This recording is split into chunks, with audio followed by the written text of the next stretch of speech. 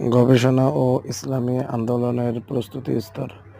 আল জমিয়ত ও সাংবাদিকতার ময়দান পরিত্যাগ করে 1928 সালের ডিসেম্বরে মাওলানা মওদুদী হায়দ্রাবাদ যান। সেখানে উসমানিয়া বিশ্ববিদ্যালয়ের দারুত তরজমা বিভাগে তার বড় ভাই সৈয়দ আবুল খায়ের মওদুদী এক দায়িত্বপূর্ণ পদে অধিষ্ঠিত ছিলেন। হায়দ্রাবাদ অবস্থানকালে মাওলানা সালজুক বংশের দাক্ষিণাত্যের পূর্ণাঙ্গ ইতিহাস রচনা করেন। তিনি ইবনে খালকানের ওইসব অধ্যায়ের তরজমা করেন যা মিশরে ফাতেহীর খলিফাদের সম্পর্কে লিপিবদ্ধ করা হয়। সম্ভবত তিনি শেষোক্ত কাজটি উসমানিয়া বিশ্ববিদ্যালয়ের অনুরোধে উক্ত বিশ্ববিদ্যালয়ের তরজমা বিভাগের অনুরোধে তিনি আল হিকমাতুল মুতাআলিয়া ফিল আসফালিল আকালিয়া নামক গ্রন্থের এ ছিল আল্লামা সদরুদ্দীন সিরাজির আরবি ভাষায় লেখা দর্শনশাস্ত্রের একটি অতি জটিল গ্রন্থ।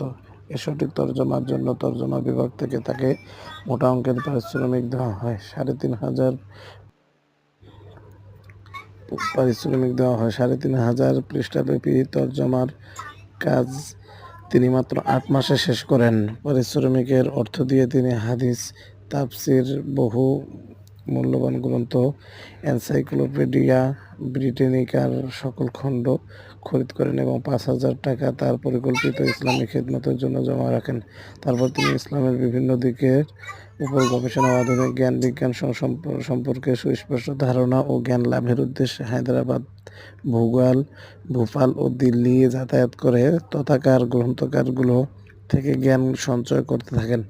আল্লাহ তাআলা তাকে এমন অসাধারণ স্মরণশক্তি দান করেন যে যা তিনি একবার পড়েন তার অন্তর্নিহিত তাৎপর্য পুরোপুরি উপলব্ধি করেন এবং তা আর কোনো দিন ভুলে যান না। মাওলানা একবার বলেন, বিভিন্ন গ্রন্থাগারের বিভিন্ন আলমারিতে যত মূল্যবান বই পুস্তক ছিল তার সবকটি তার হৃদয়ে গাঁথা আছে।